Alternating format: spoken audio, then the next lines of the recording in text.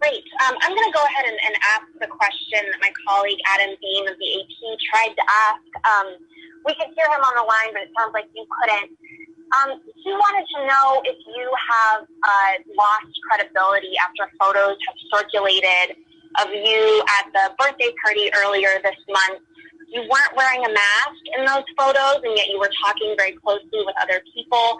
Can you speak to that and tell us what precautions you were taking at that party? You said you'd taken precautions, but it was not clear that that was happening from those photos.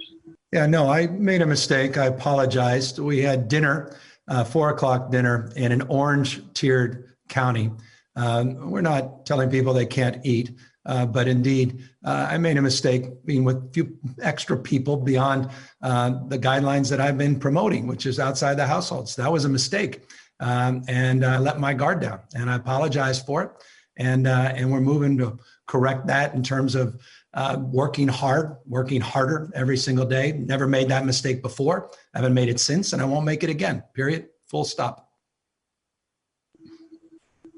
Emily Hoven, Cal Matters. Hey, Governor. As you know, the State Controller Betty Yee has been saying for months that the Secretary of State's office doesn't have budgetary authority to pay for a $35 million contract awarded to SKD Knickerbocker. Do you think the Controller should approve payment of the contract, and do you think it was appropriate for the Secretary of State to award such a big contract to a firm involved in Joe Biden's presidential campaign? I'll leave the Controller's perfectly situated. First of all, deep admiration for our Controller and her character, her competency, and her judgment. The Controller is reviewing that. She will make an independent assessment, and I look forward to that review and to her counsel. I will happily answer that question after I have the benefit of her review and independent analysis. Alex Michelson, Fox 11. Thank you, Governor. First off, nice bookcase. Secondly, I'm wondering, how does this experience for you of quarantining at home maybe change the way you think about this experience that so many Californians have gone through? And a follow-up to the question about the curfew, which I appreciate you asking Dr. Galley a few moments ago.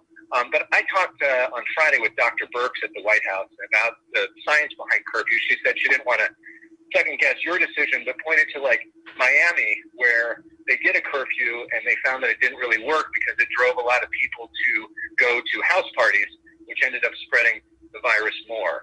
And I'm wondering if you can expand upon the science of the curfew decision and that concern that it might lead to other worse behavior.